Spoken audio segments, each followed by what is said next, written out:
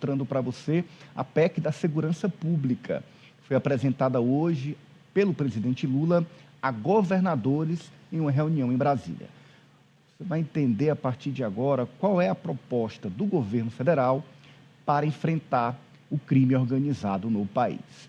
A gente começa mostrando a fala do presidente Lula, que traz um reconhecimento sobre a gravidade da situação e um apelo por um pacto de governo federal, governos estaduais, governos municipais, além, claro, dos órgãos de segurança pública, Polícia Federal, PRF, Polícia Militar, Polícia Civil, um pacto dessas instituições e dos líderes desses governos para enfrentar o crime organizado.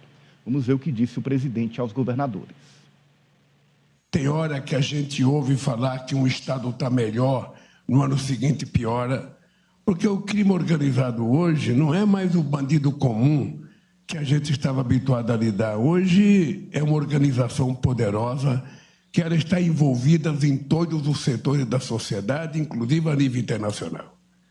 Eu tenho tido uma preocupação com os concursos públicos, porque logo, logo, os crimes organizados vai estar participando de concurso, vai estar indicando juiz, vai estar indicando procurador, vai estar indicando político, vai estar indicando candidato, sabe? E essa é uma coisa que é quase que incontrolável se a gente não montar um pacto federativo que envolva todos os poderes da federação, todos os poderes que estão envolvidos direto ou indiretamente nisso, e que a gente possa construir um processo, sabe, que discuta desde o sistema prisional até o sistema do cadastro que cada estado tem, ou seja, é preciso que haja uma formação sistematizada, organizada, uma coisa muito, mas muito organizada, e nós estamos dispostos a discutir quantas horas for necessária, quantas reuniões for necessária, através dos nossos secretários, através dos nossos representantes no Poder Judiciário,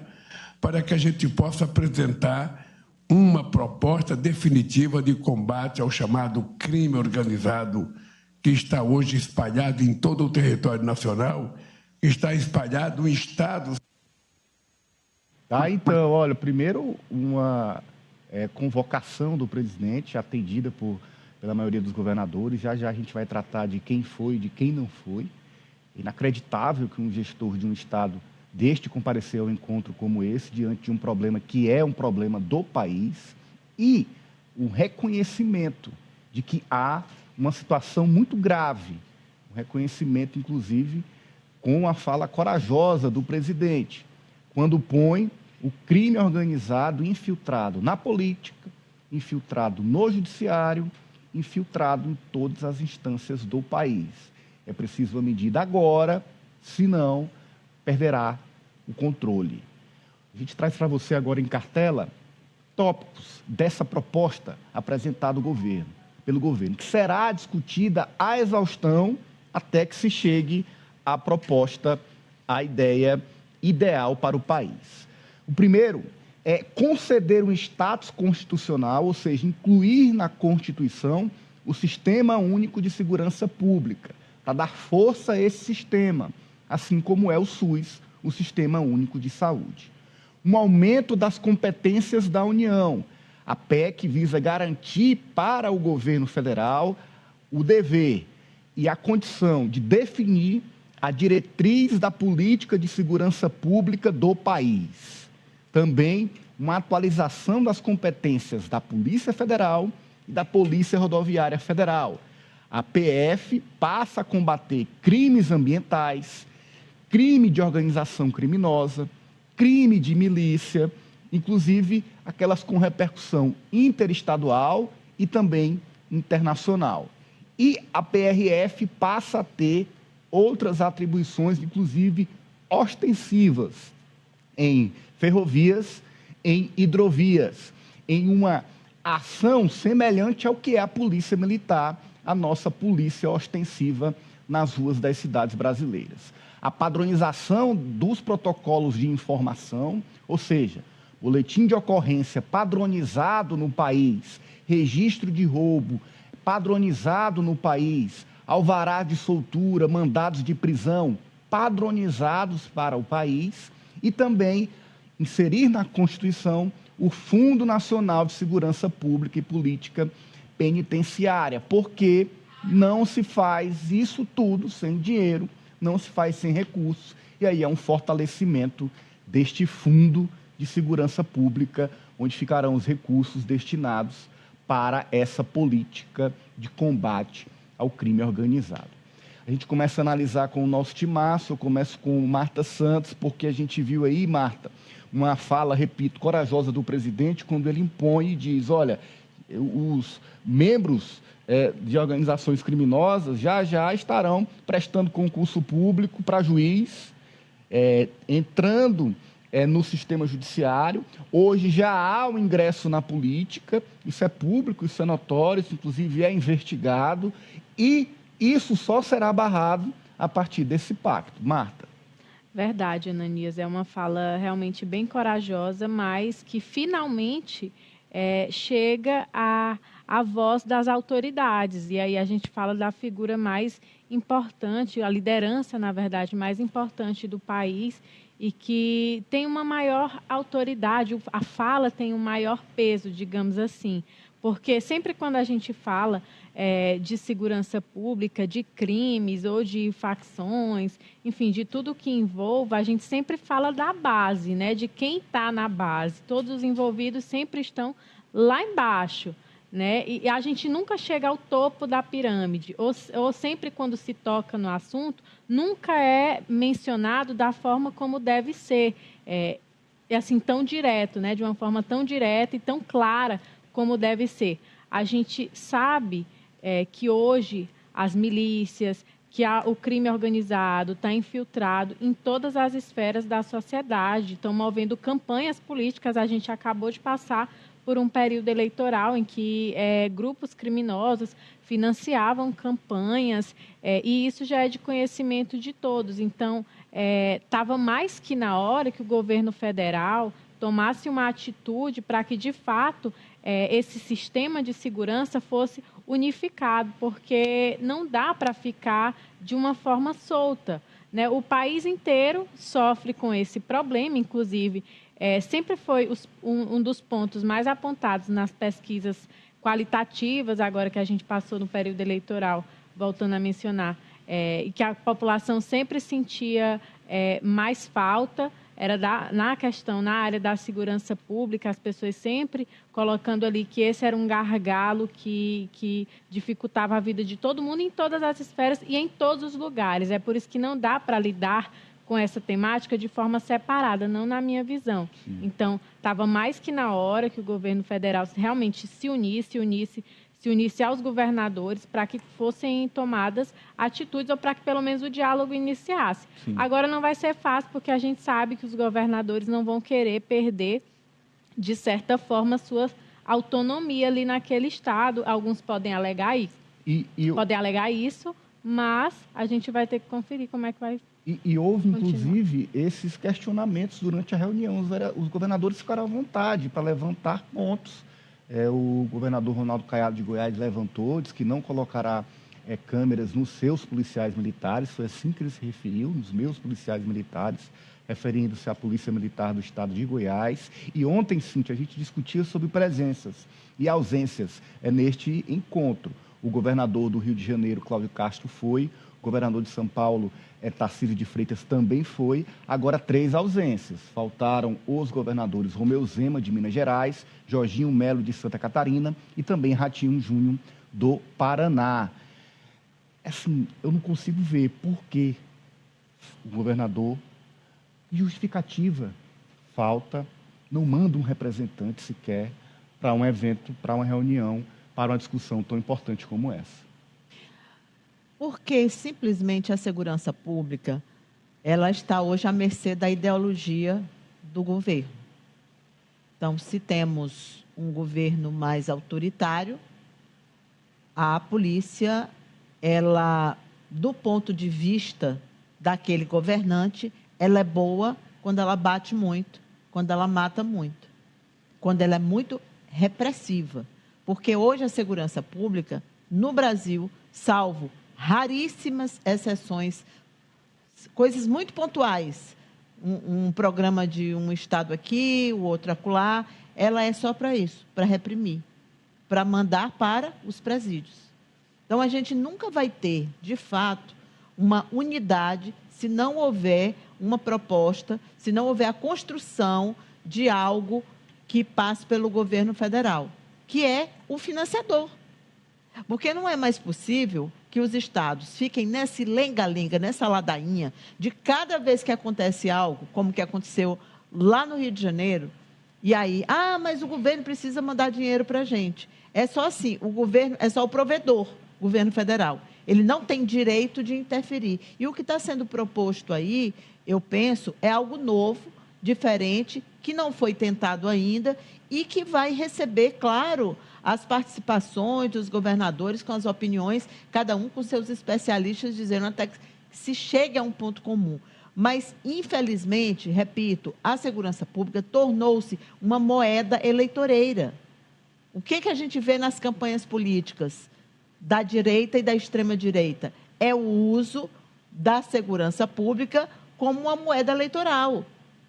Não à toa ocupam cargos na chapa majoritária, inclusive, em alguns inacreditável. Estados. A gente houve esse aumento, né, da presença de militares na política, uma interferência muito forte, e a gente vê também uma condução que, infelizmente, e aqui eu não estou criticando, eu não moro em São Paulo, então, assim, eu não vivencio a vida do paulista, nem do paulistano. De quem mora na capital, nem quem mora no restante do estado, está sob o comando lá da polícia do Tarcísio. Também não vivo na Bahia, que é um estado extremamente violento e tem outra forma de conduzir a polícia. Mas eu sei que nenhum nem outro estão dando o resultado que a população espera. Olha, aí falando em presença de governadores, o governador Rafael Fonteles, do Piauí, participou do encontro com o presidente Lula. Vamos ver o que ele disse. Mas, principalmente, o fundo é importante para garantir mais recursos do governo federal para a segurança pública.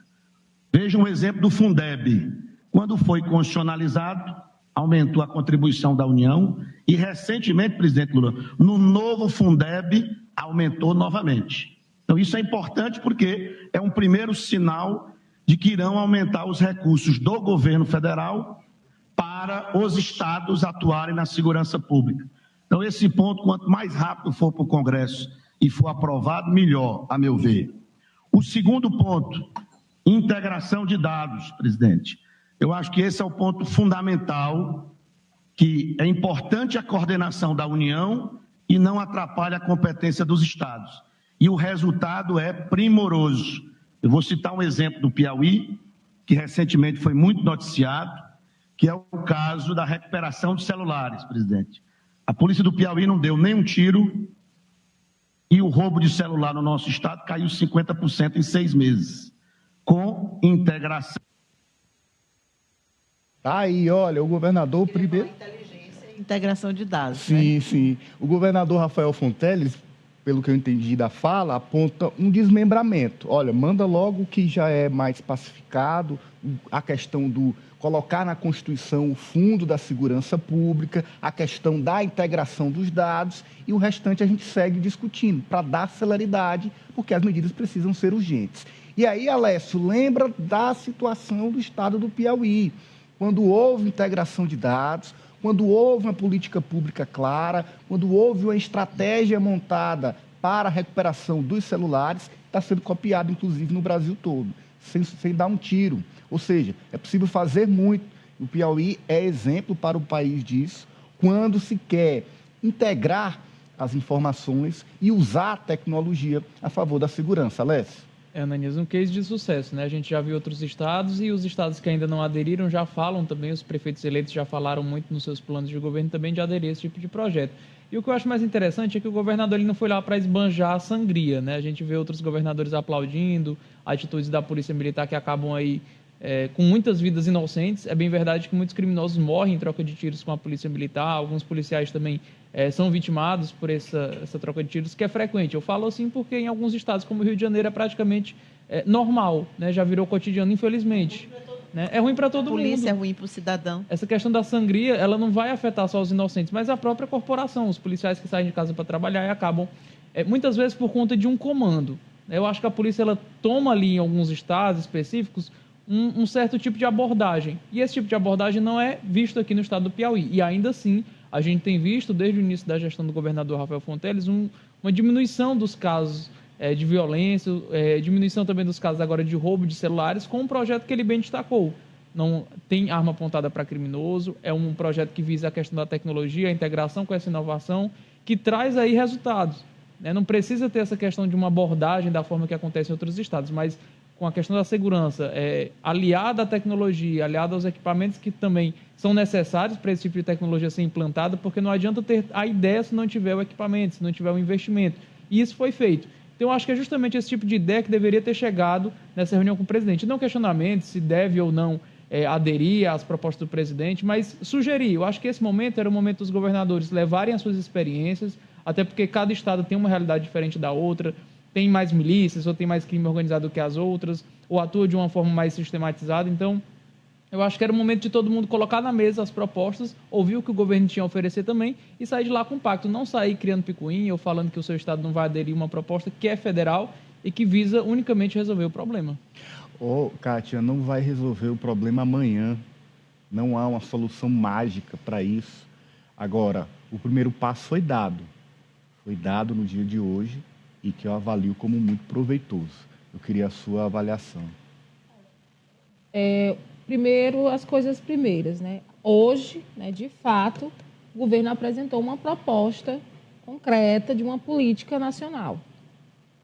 E isso já é uma grande mudança, porque o que a gente vê, e como a Cíntia colocou bem aqui, é que não existia uma grande diferença na hora, ali no ato, no fato, do tratamento de segurança, tanto entre a esquerda quanto a direita. A gente tem a Bahia, que é governada pelo PT, e tem São Paulo, que é da direita, que o procedimento, a violência policial é imensa e são estados aí em que a população a gente não precisa nem citar aqui. Então, não existe uma política específica. A única defesa, a diferença é que a direita quer armar a população, quer que a população se defenda. Né? A população é que tem que ir para o embate. Né? E aí a gente vê posturas como a do Caiado, né? Já tem pesquisas, não é uma questão de achismo, não é uma questão de eu quero assim, que as câmeras, elas protegem tanto os policiais quanto a população. Então, não tem por que um governador ali para alimentar, vamos colocar aqui porque a questão é essa, aquele grupo, aquela ala ideológica ali que ele quer dar uma resposta, dizer uma coisa dessa. Né? Porque, a verdade, as pesquisas, o trabalho que já vem feito demonstra outra coisa. E o governador Rafael foi muito feliz, porque é inconcebível que hoje, com toda a tecnologia que se tem à disposição de tudo, comunicação, banco de dados, tudo que é possível se fazer, as polícias do Brasil tenham cada um ali seu tipo de protocolo, sua forma de armazenar dados, e que o governo federal, a gente não tenha um sistema onde seja possível essa integração. Essa pesquisa a gente vê aí como é que quando um criminoso de um estado começa a ser procurado no resto do país, toda essa dificuldade... Vai para outro estado, tira outro RG, vira outra pessoa e ninguém nunca mais o fundo dessas dificuldades é exatamente essa falta de unificação, de integração. E o recurso, né?